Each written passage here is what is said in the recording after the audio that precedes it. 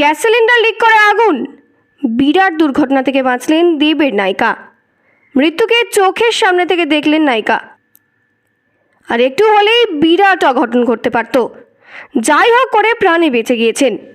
বাড়িতে gas cylinder leak করেছিল আর তারপরেই ঘটে দুর্ঘটনা।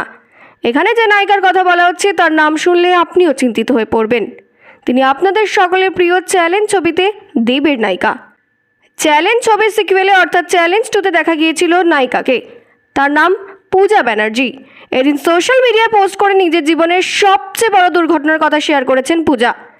জানা গিয়েছে এখন সব কন্ট্রোলে, ভালো আছেন পূজা ও তার গোটা পরিবার। এদিন গ্যাস সিলিন্ডার লিক করে আগুন লেগে গিয়েছিল অভিনেত্রীর বাড়িতে। তাহলে কেমন আছেন অভিনেত্রী? সব ঠিক আছে তো? ভক্তরাও রীতিমতো চিন্তিত হয়ে পড়েছেন। শোরগোল পড়ে গিয়েছিল নেট মাধ্যমেও।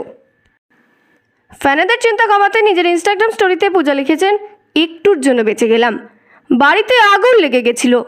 ভগবানের কৃপায় আমি এবং আমার পরিবার এই দুর্ঘটনার হাত থেকে রক্ষা পেয়েছি। অভিনেত্রীর পোস্ট থেকে ফ্যানেরা কমেন্টে জানাচ্ছেন, এত বড়সড় বিপদের হাত থেকে রক্ষা পেয়েছেন, এটাই সবচেয়ে ভালো খবর। খুব সাবধানে থাকুন এবং সুস্থ থাকুন, কারণ সামনেই অভিনেত্রীর হাতে রয়েছে একটি নতুন প্রজেক্ট। একেবারে নতুন অবতারে ক্যাবারে ডান্সার হয়ে নজর কাড়বেন পূজা ব্যানার্জি।